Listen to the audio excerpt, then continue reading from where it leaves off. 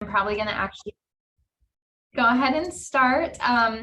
Before we get too far into it, as you probably all have just seen, this info session will be recorded. That way we can share the recording with you and post on our Blacksmith Awards website after the fact. So please keep your microphones muted throughout. If you have questions along the way, pop them into the chat box and we will do our best to answer them. But we're super excited that you are here and spending your lunch hour with us. For those of you I don't know, I am Elizabeth DeRosier. I am the Blacksmith Awards co-chair, along with Dave Honchel, who you will hear from very soon. Typically, Allison Schroeder, who coordinates all things programming for our chapter, would have been the one to host you, but she had a scheduling conflict. So you'll have to put up with me for the time being. But super excited. Blacksmith Awards is near and dear to my heart. And we are just entering Blacksmith Awards season. So today you'll hear a lot about what makes this program so great, how the Blacksmith Awards can truly honor and celebrate the outstanding work of our local PR community, and how we can help set you up for success to put together your Blacksmith Award entries over the next couple of months. We have some awesome guest speakers that you'll hear from, and then we'll kind of cover some key dates and some questions and tips about Blacksmith Awards. So here's just our quick rundown, like I said, and let's give, we'll take a look at kind of what the day will entail. So we, like I said, have a couple guest speakers who are our judges and chapter leaders at other chapters. So first we have Elise Raymer, APR CPRC. She is the awards chair from the Florida PR Association, back with us for the second year for this event. So thanks to Elise for joining us. And then we have Tamara Davis. She is the communications co-chair with the PRSA Bluegrass chapter, I believe just down in Louisville, right? Yes. Yeah. Okay. Well, so thank you both for being here with us. We're super glad to have you. And we'll hear a lot more from them here pretty soon. So before we get into the meat of this program, wanted to chat through a few important dates. So mark your calendars. Like I said, Blacksmith Awards season is upon us. We are just under a month away, a few weeks away now from the open water entry portal opening. This hopefully is familiar to many of you. This is the entry portal we've used for the last several years. If you have entered at all in the last few years, you will not need to create a new account. Your information will still be there. If you have not entered in the last few years, what are you waiting for? Now is the time to submit an entry. And it's a pretty simple process. We have some clear step-by-step instructions on how to create that login and profile on Open Water. So once the portal opens, you'll see the guidelines for how to enter everything, the categories, etc. And we'll talk about all of that more in depth here today. The first entry deadline is August 19th. So that gives you about 6 weeks from the time the portal opens to that first deadline. There is you pay less money when you submit early, so that's always a good thing. So keep that date in mind. And then 4 weeks later is our regular and final deadline. In the past, we have extended the deadlines, and we're not doing that. This is it, September 16th. So mark that in red letters on your calendar. Last chance to submit your Blacksmith Awards entries. And then we'll talk more about this later too, but we're doing things a little bit differently this fall. So the Blacksmith Awards ceremony and announcement of the winners always takes place in November, and it will continue to take place in November. But this year, we are hosting for the first time the Cincinnati PRSA chapter banquet. So this is kind of more of an annual meeting celebration type of event. It'll be similar to what it was in the past. In the evening, dress your best, bring your guests, and it's a celebration of our chapter, of our industry, whether you have submitted an award entry, whether you have been noted as a finalist. This is truly for everyone. So we want our full chapter to be in attendance. After the last couple of years when we've not been able to be together for a celebration like this, we're really hoping to knock it out of the park. It'll be Wednesday, November 16th at the Cincinnati Art Museum. And we have a lot of really fun things planned for everyone. So again, mark your calendar for that night. Okay, I think that's all for housekeeping. So let's get to the program. I'm going to introduce my co-chair, Dave Honchel, who's running point on all of this, and he will be your MC for the day. Over to you, Dave. Thank you, Elizabeth, and hello, Cincinnati PRSA. As you know, we seek to follow the national categories for the bronze and silver awards that for categories for competitions in our Blacksmith Awards. And so that way, if you desire to build upon your Blacksmith entry and compete for a national award, you have a great start on that. This year, there wasn't any significant shift in categories like there have been in the past. So what does that mean for you? That means that there will not be changes in the Blacksmith Award categories this year. We're going to offer the same ones as we did last year. And while there aren't any new categories, I do want to highlight a few that were new last year that are still very hot topics for all of us that we're dealing with. Among those is the Most Effective Diversity, Equity, and Inclusion campaign. That category highlights efforts devoted to promoting inclusivity and/or dismantle discrimination for racial, ethnic, religious, or sexual orientation and gender differences. There's also COVID-19's category, and that was a subcategory under the crisis communications, which we divided into COVID-19 challenges and non-COVID-19 challenges. These issues have continued to plague all of us this past year, so I'm sure there are opportunities to highlight some good work in that area. And then the last one I wanted to highlight is the best tactical pivot. When faced with an unexpected challenge or complication, how did you overcome it? Describe your creative or innovative solution to an issue that could have otherwise had significant negative repercussions for your business or client. Those, as well as a whole variety of other categories. So be sure to take a look when the portal opens at all the categories and look at what can you do to highlight all the great work you've been doing. But if the categories aren't changing, what is? Well, first, we want to make some changes in the terminology for the length of entry and the font sizes.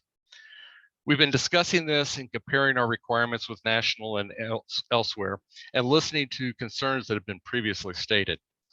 So we are making adjustments in the entry requirements to best meet those concerns.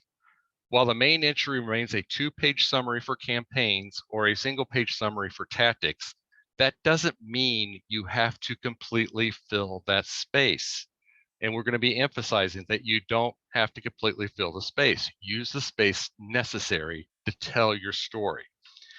So what's that mean? We're going to tell our judges, don't look at the length of an entry as part of the, well, this entry must be really good because it filled up both pages exactly. No. It doesn't matter. If it only takes one line into the second page for a campaign and it's a great campaign and told its story, it's an award-winning campaign. Now, on the flip side, we've also heard some that have had trouble editing down to the 1 page in tactics in particular. So we're reducing the requirement on font size to align us more with national, down to 10-point font. That way it'll give you a little more space there to be able to tell that story if you do need that little space. Another change that we're making in to make submitting easier is we are changing the number of required supporting documents. Previously, we required a minimum of 5 with no more than 10 supporting documents. Looking at that, we decided that with an exception of a few categories where it is mandated, like copies of newsletters, that minimum requirement is gone. Submit what supporting documents you feel are necessary to tell your entry, but don't struggle trying to find ones just to meet a minimum number of supporting documents. If you only need 2, great. If you need 1, great. The 5 minimum is gone. We've also changed the criteria for your entries that will be judged in. For years, we've used the standard 4 of research, planning, execution, and evaluation. We are changing the first one, at least in terminology, to better align us with national. Instead of research, the criteria will be insights. What did you use? Or better yet, how did you determine what was needed for the action you took?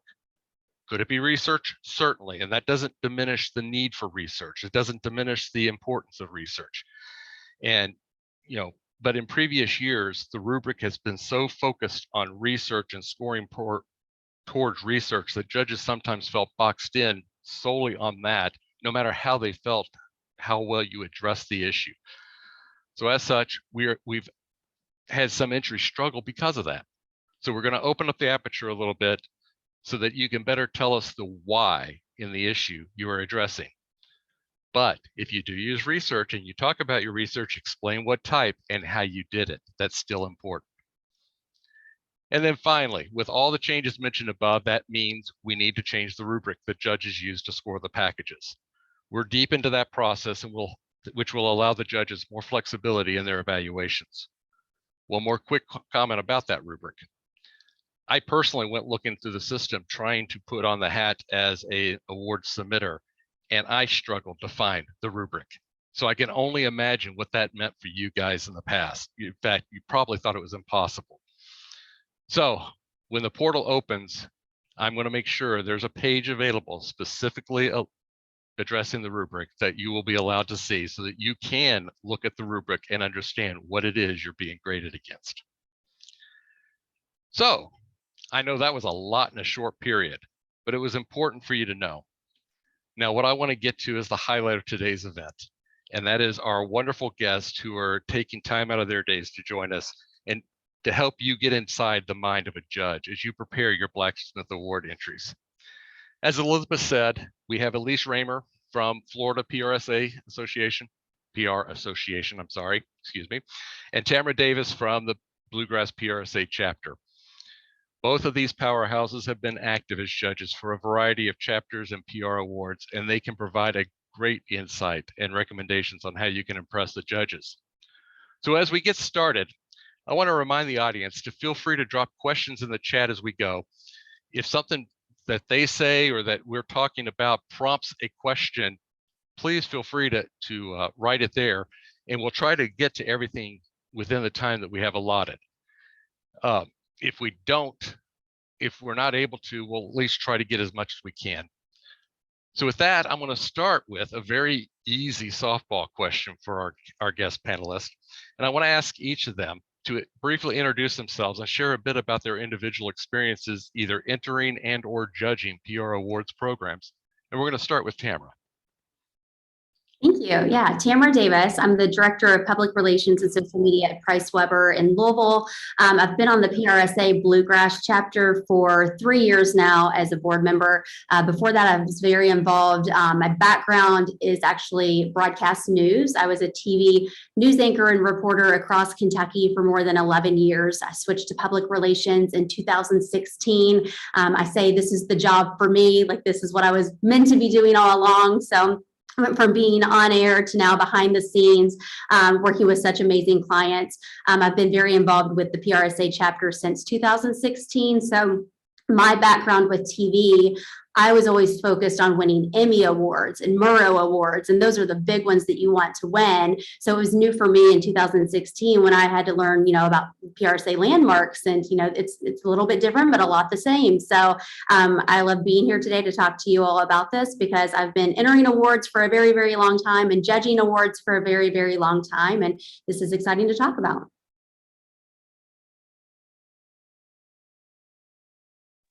Thank you. And okay, over to you, Elise.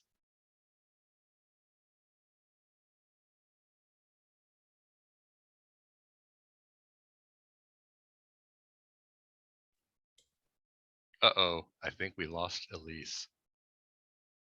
Oh no. Well, it happens all the time in broadcast journalism, radio broadcasting, elsewhere. Technology sometimes fails us. So we're going to go ahead a little bit while Elise tries to rejoin us. So I know I personally asked you, Tamara, to come join us to talk about judging awards, but if I'm going to dive directly into that or in a minute, but I wanted to ask you, what do you personally see as benefits of participating in an awards program? What's the value of taking the time and putting something like this together and possibly winning an award? Elise is back now and moving. Do we want to segue over to her? Yeah, okay. Okay. We'll go back to Elise. I'm so sorry. We apparently are having internet issues. What a surprise. Hi, everyone. Elise Reamer, APR, CPRC. I am with the Florida Public Relations Association. This is my second year in a row judging the statewide competition. And I had judged at the chapter level 7 times in a row. I am what the board calls a glutton for punishment because there's just something about awards programs that I seem to identify with, and I just want to help people do better, understand the process, and find ways to make it, a little easier or more clear.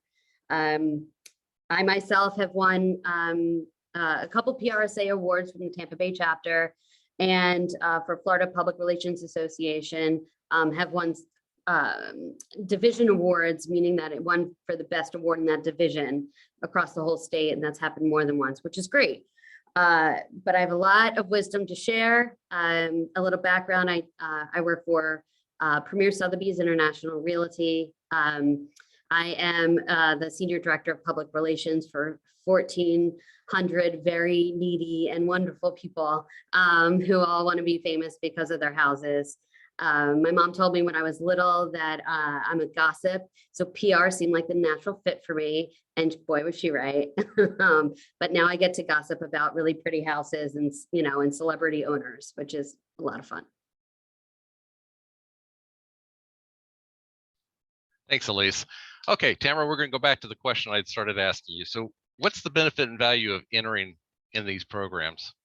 Yeah, I think for myself personally, it has made me a better PR professional. So I'm constantly judging myself on the work that we're doing, and landmarks really, what we call it, landmarks is really helps me set a bar. So when I'm entering each year, anything I'm working on, is this landmarks worthy? And then I submit. I love reading the judges' feedback. Like that's something like I spend so much time doing because it helps me to learn, did I miss the mark somewhere? If I did, how can I make that campaign better the next time I have to execute this for a client? Did they love this entry? And if they did, what about it really stood out? So again, I can use those learnings to help myself in my career as I move on to other clients and other activations. So I think I'm constantly using this feedback to help myself improve and make myself a better PR professional. So I think for myself, the main benefit for myself is, the learnings that I receive from this that are so helpful.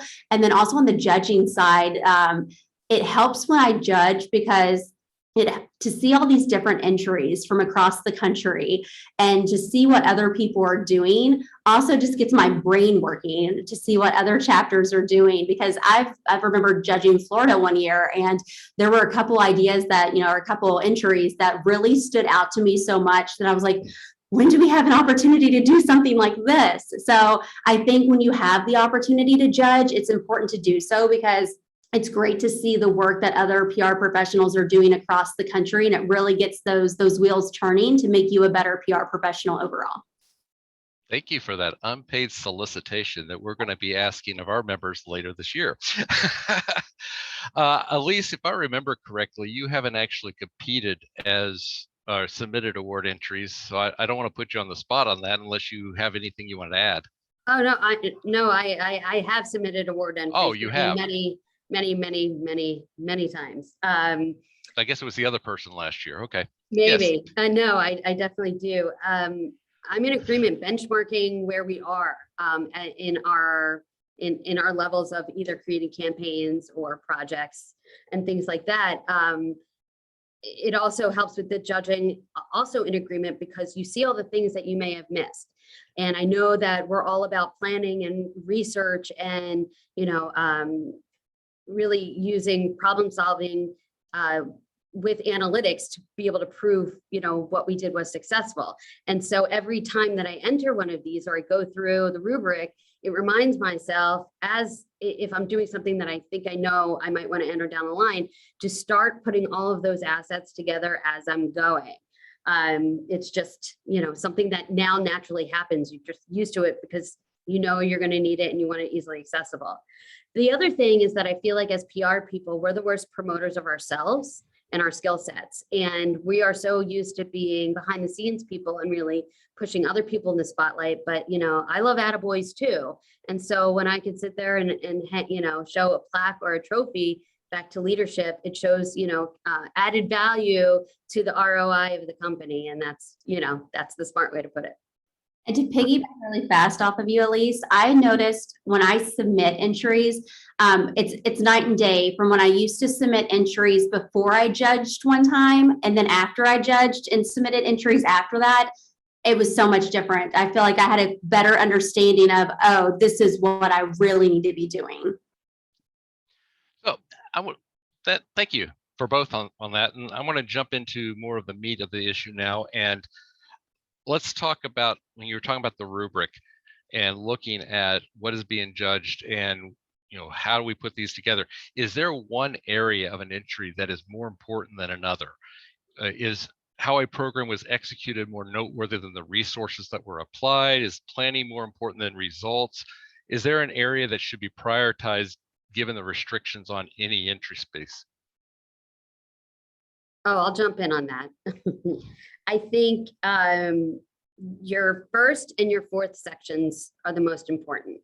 One, why, situation analysis, why you're doing this, the whole,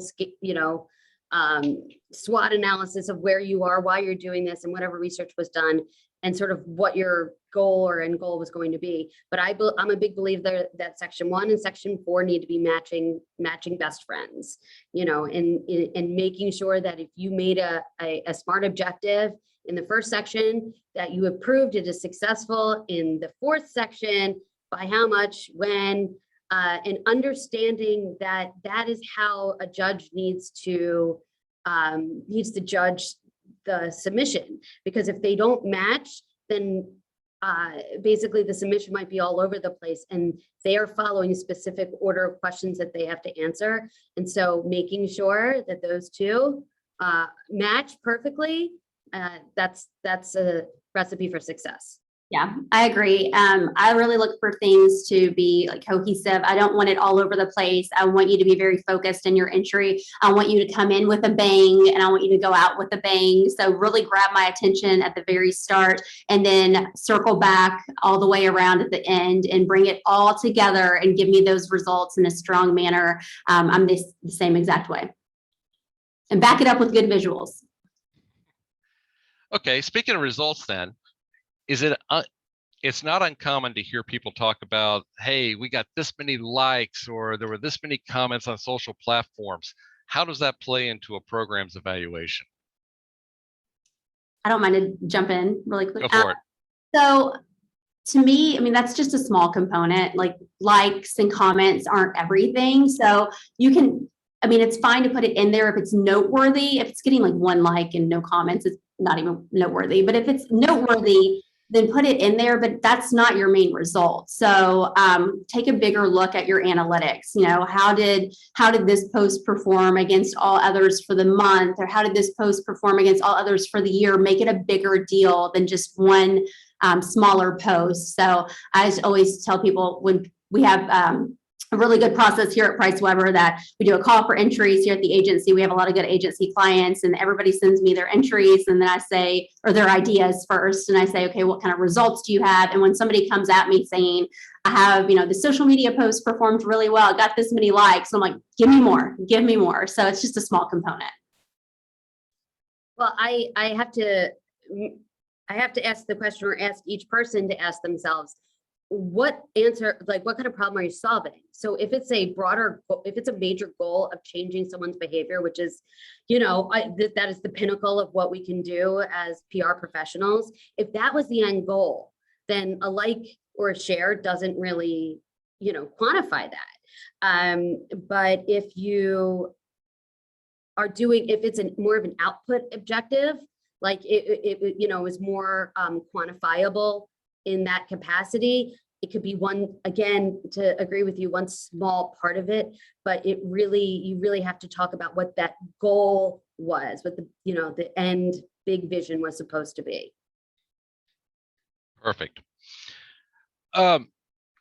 So Elise had mentioned about the first and fourth, and we've talked a little bit about the fourth. So let's jump back to the first. And you heard at the beginning of our program that we are removing the word research from the rubric to a more generic issue planning section, explaining your insights into what the problem is and how you know it's a problem. Especially with tactics, does this mean research is not important? Did you want to go first, Elise? Yeah, okay, I'll make it quick. So research is entirely important. Just because you change the name of a section doesn't necessarily mean what they're looking for is any different.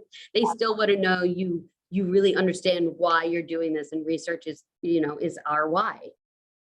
Yeah, I agree. I mean, there's not much more I can add. Like, just changing that one word doesn't mean it's not important. So still take the time to do that research. Okay, and we've actually touched on this and actually said it in a variety of ways, but for you as a judge, what makes an entry an award-winning entry? What is it that you see, and what is it you're looking for? So I can jump on in this one first. For me, and this goes back to I guess my storytelling days. So I'm a storyteller. I like to tell stories. I like to hear stories. So there's so many entries I've judged that they had so much potential, but the story wasn't there, and it's just very cut and dry, and they didn't seem to care about their entry. So why am I going to care about your entry? But if you tell me a story and you really reel me in, I'm going to be hooked. So my big thing is get me off the bat. Tell me a story, get me invested in your entry, and then back it up with those results at the very end. And to me, if you can do that and you've got all those visuals, everything to back it up as well, I mean, I think that's key for winning an award. So again, just for me, it goes back to the storytelling first, and then making sure you're meeting that goal and with those key metrics. For me, it's the people who really grab my attention are the ones who have followed the rubric almost verbatim. And so if they're looking at the judge's rubric and they know that the first section that they're judging is, I don't know, situation analysis or some part of that, right? And that you are writing your entry specific, the situation analysis for this is, and doing that for each section and basing it off of the rubric, at least I don't have to go searching in an award entry. And that shows me that, one, they did the due diligence of making sure it's written in a way that the judges can easily understand the problem, the tactics and strategies, the solutions, and the results. And then the other thing really is very quickly, because you only have 2 pages, but at least briefly covering the demographics and psychographics, just a sentence of mixing the two. So at least I know who your target audience is, like the message and the vehicle that would be used. It shows that the thought process has been there to make sure that the messages are truly unique to that specific target audience. And there could be several of them, but showing that you know that, and that this is how it's changed for each, it just goes into knowing that that's what the judges really wanted to see. Anything to add, Tamara? Oh, no, I was just shaking my head. Did I answer that one? Did she? Yeah, the storytelling in the back. Yeah, okay. Yeah. I'm sorry. I lost it there for a minute. I'm sorry. I was so enthralled in listening and I lost track of where I was. So how would you recommend being thorough and providing enough detail on the event, the campaign, or the tactic to meet all of the rubric's requirements while still being concise and direct. Sorry. So one thing that I do and have all of our teammates do when we fill this out, when we fill out our responses that we upload to Open Water, if I am close to a campaign, if I drafted this awards entry, I have somebody who was not involved in this campaign to give it a second set of eyes, because when they give it that second set of eyes, and I have everybody in our agency do the very same, when they give it that second set of eyes, they weren't involved. So they're going to have questions and they're going to say to me like, you answered every question I had, or they're going to say, but what about this? And then I'm going to step back and go, oh, I was so close to this project, I completely forgot to even talk about that. So I think something that you could do is have somebody that wasn't involved in the project just give it a second look, and you're going to get some really good feedback that way to either make it more concise or to expand on something that they think that you've possibly left out. I think you might be my award soulmate. I mean, that's exactly how I would have answered it. The only other thing that I could add on to that, because that was phenomenal, is to find yourself a Blacksmith buddy, a senior member of the chapter who has entered these for years, and you can go back and forth with on your drafts. You know, they'll tell you right away, because they know how to write them and win them. Listen, this is impossible for me to understand. And if you can't do that, then have somebody outside of the industry, outside of your chapter, somebody who's in an entirely different field read this entry. If they're like, I have no idea what is going on here, well, neither will the judges. So yeah, that's the best way to go about it.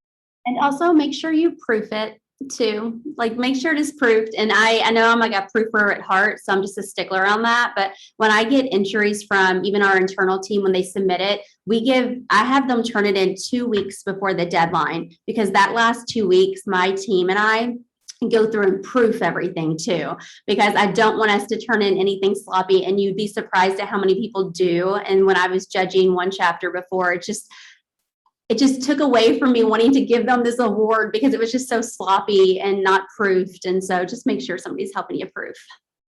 Grammarly is free. Come on, copy paste. Spell check is a thing. Oh, yes, thank you. Speaking about award-worthy entries, what details to an entry makes it award-worthy? Is it numbers? Is it metric? Is it the execution? I mean, we've already talked about, you know, the importance of understanding why you're doing it and evaluating that. What else within that makes it important as far as details? I'll jump into that first.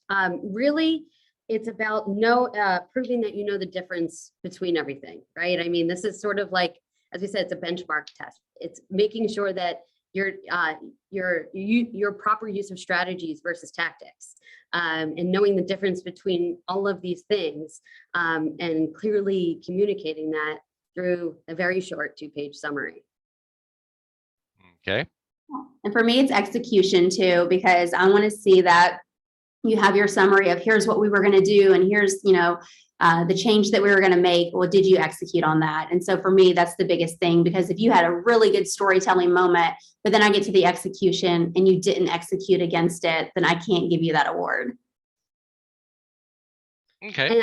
And for me also, just to add on that, I love understanding the like external forces or whatnot as to why that's like such an important part of telling the story, and why this is a problem that needs solving, so that we were already like emotionally invested with after that first paragraph.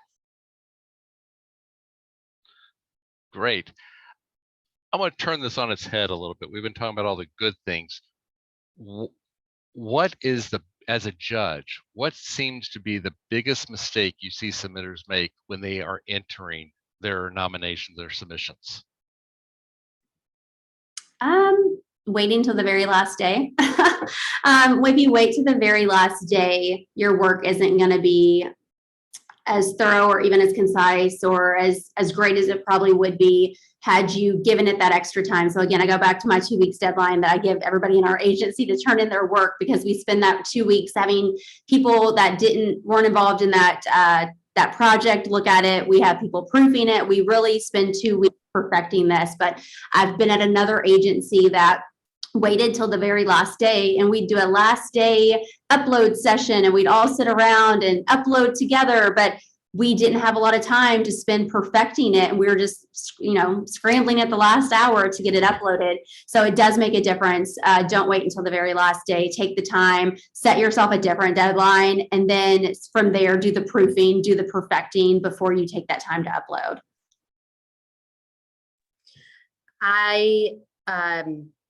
In an ideal world, I set myself with a schedule to write one section at a time, because then I could figure out what I've missed. And so I always feel like when you're writing these entries, you're working backwards anyway, because you realize, well, honestly, yeah, start at the end and work backwards, because you already know what your results were. And then you sort of backing into what were my strategies, my tactics, my objectives and the goal, it makes it easier to write it out that way. So start at the end. But also if you're gonna have a, Blacksmith buddy, which I hope you do, it's just setting like, okay, finish one section by this date. Let's, send each other it and then review it.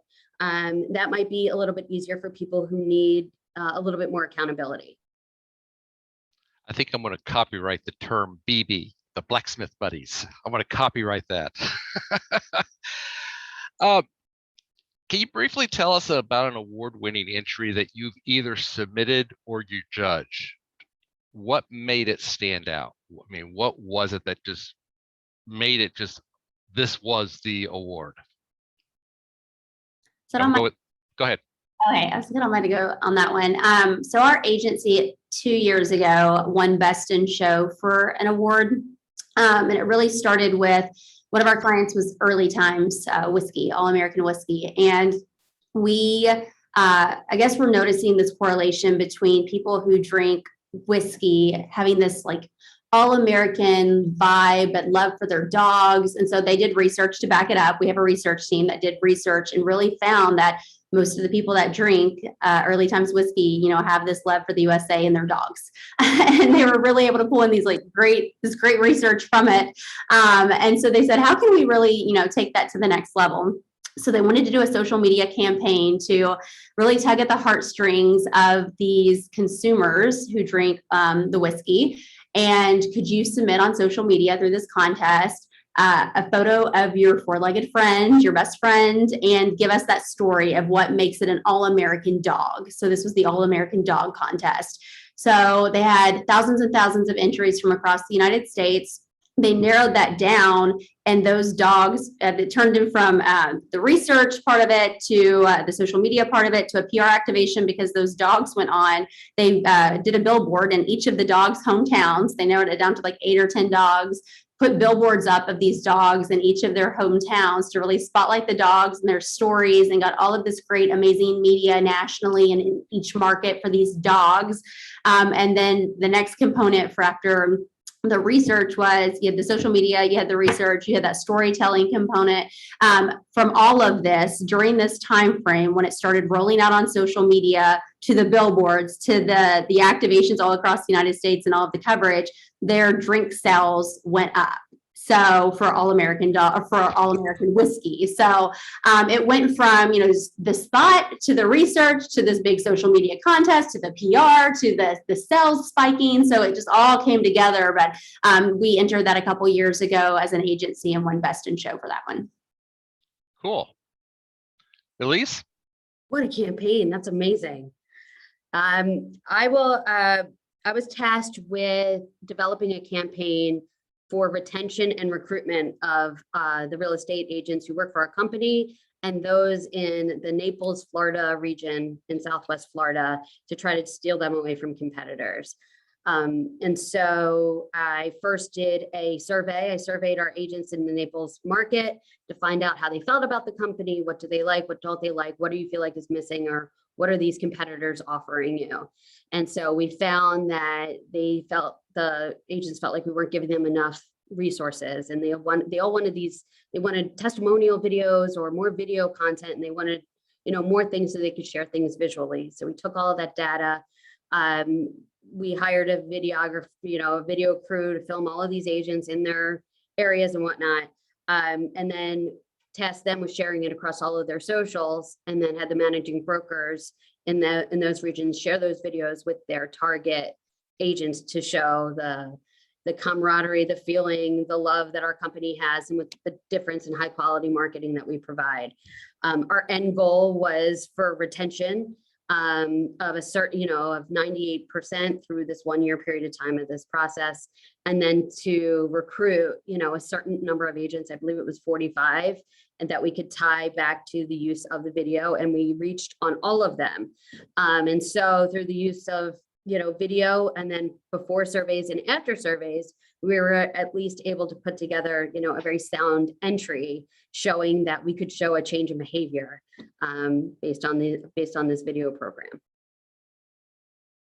Very nice. Very nice. Okay, I want to put you both on the spot here real quick. We've talked about all these great, wonderful programs you've done. Have there been times that you're sitting there and you submitted an entry and then you saw the results and you said, wow, that I thought that was going to win. And then when you re-looked at it, you said, oh, yeah, I should have done X, Y, or Z. Has that ever happened? Yeah. Yeah, I pay close attention. Some people get those results and probably never even look at the results. I get the results and, I block off time on my calendar because I really want to dive into those results, because there's so many times I thought I was going to win for something and it came back and I was like, wait, why did this not win? And then I see the results and I get frustrated for a second, but then I go back and look at it a second time and I'm like, all right, well, the judge was right. I didn't really break down my tactics enough, or I didn't really hit my goal. And sometimes it's hard to hear, but it makes you a better PR professional to hear that. And then next time you go into a campaign, you're going to be really thinking about that. I think it also comes back to the comments the judges leave you. Leading the state campaign at the state competition right now, it's like what I'm drilling in to all of our post judging meetings. I'm like, please go back, make sure your comments are constructive, helpful, concise, because someone can't improve upon it unless you're being clearly stating this is what was wrong with this section here. Try doing this next time, or make sure you focus on that. So yeah, like really diving deep into those comments is really important. And I think all of us, it doesn't matter how many you've judged or how many you've written, sometimes you just miss the mark. And there's just a better project. And you don't, it's all blind going in. And as much as we all love our own, our own projects that we're submitting, sometimes you just get beat. It's as simple as that. Okay, we're coming close to the end and we've talked and covered a lot of ground. I'm going to ask one final question. Any final recommendations that we haven't covered? Is there anything else you'd just like to add as we wrap this up? And I'll start with Tamara. No, I think again, like storytelling, tell me a story, reel me in, get me hooked, and then back it up with those visuals and that show me that you met your goal. Tell me, give me those good results. That's the most key thing for me. And then again, don't wait till the very last day. Don't scramble. Go ahead and start thinking about your entries now, make your list, and then really narrow that down so you have time to focus on that and you have the strongest entry possible. Elise? Make sure that you're following directions properly on what the call for entries is. Make sure that your font, your margins and everything are correct, and make sure you chose the right category. You can always speak with your, with your awards chair to find out which ones are the least entered. That's like my trick for everything. I find out sort of where the empty spots are, and then I go and dominate those categories. And yeah, those will help. I did that, Elise, with Emmy Awards each year in TV. I would look to see what are the most entered categories. And I'm like, what story do I have that's not going in that category, but that's going in this category that only got 2 entries? And so it's so funny. I mean, people do that. And there are a lot of things available out there. It is amazing with the number of categories and everything. You are correct. There's a lot of opportunities. Thank you both for generously offering your time for us today. We really appreciate it. As for me, I just want to remind our membership that this year's entries will be judged by the Tri-Cities PRSA chapter. Remember, the entry portal is going to open on July 11th. And finally, before I throw it back to Elizabeth, I want to emphasize we are not only changing the Blacksmith Awards, We are changing the event in November. We've come to realize that more and more, this is more than that night is more and more than just the Blacksmiths. We have the President's Award, we have the WVB Award, we have APRs, we have scholarships, and so much more. To truly do the evening justice, we are expanding this program to a chapter-wide event, which will celebrate all that and more. We want you to celebrate. We want to celebrate the Cincinnati area PR culture, especially as we come together for the first time in 3 years. So there'll be more coming out on this. Stay tuned to it, but mark your calendars for November 16th. You're going to want to be a part of that fantastic evening. And with that, I'm going to turn it over to my quite talented co-chair, Elizabeth DeRozier. That last name is a sticky one, but you did a great job. Thank you again to Elise and Tamara. So great to have you and just to hear from different chapters and different perspectives. And also thanks to Dave, who really coordinated this whole lunch and learn. And thanks to all of you for coming. I'm so glad you spent your lunch with us. Before we close, we have some upcoming events that I just wanted to touch on for our chapter. So the week of July 18th, gather your friends and your colleagues. We're having our very first PRSA bowl off. So you can create a team or register as an individual, and you'd be placed on a team. And this is a fun night of fundraising for our PRSA scholarship program. So we're looking for creative outfits, matching shirts, some smack talk. I think it's going to be super fun. And all of the proceeds from that event will go to our scholarship. So watch for more info on that coming soon. Now, after that, in July, we have our APR info session. If you're thinking about becoming an APR, we have our APR director, Drew, also on this call, and he will be hosting this info session to get started on the program, which will begin in September. I think Elise even made a note in here about APR, so take a look at that. And then lastly, in August, we have an event called Coping for Communicators. So PR has consistently been ranked as one of the most stressful careers. And with increasing demands, 24-hour news cycles, there's no shortage of things to fret about. So in this event, we will have an Embrace framework that will be introduced. It's a 7-step process that helps you deal with stress, other mental health challenges, and it was developed by a psychotherapist, entrepreneur, and coping enthusiast named Lori Sharp-Page. So sign up for that. It's scheduled for August 11th. If sign up's not open now, it should be open fairly soon. So I think that's it. We will be sending out the recording of this event. It'll be on our Blacksmith Awards page on our website, which you can see here. If you have any questions, feel free to reach out to all of us noted here. Like Dave said, we are very deep into kind of getting this portal ready for you, getting the rubrics all finalized, so you have all the information you need for these entries. And then super, super excited about the event in November. So thank you all again, and we are looking forward to seeing your Blacksmith Award entries. Have a good day. Thank you, guys. Bye. Bye.